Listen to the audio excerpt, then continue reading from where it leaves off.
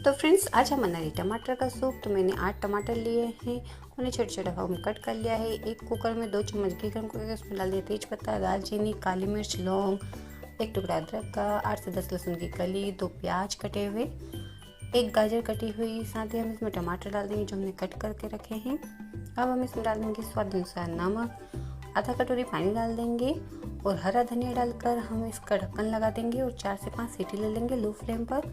अब हमने ब्रेड को भी छोटे छोटे भागों में कट कर लिया है, ये देखिए। जब तक सीटी निकल गई है कुकर की तो हम इसे अच्छे से मैश करके मिक्सी जार में पीस लेंगे। 2 भागों में पीसना है हमें इसे, और पीसने के बाद हम इसे छान लेंगे। एक कढ़ाई में घी गर्म करके उसमें सूप डाल देंगे। तब तक दूसरे तवे पर हम ब्रेड को अच्छे से सेक लेते हैं घी में, या चाहे तो आप फ्राई भी कर सकते हैं। और बस 5 से 7 मिनट बाद हमारा सूप बनकर तैयार है। गर्मा गर्म फ्रेश क्रीम डालकर सर्व करें। वीडियो अच्छा लगा तो चैनल को सब्सक्राइब करें। Thank you.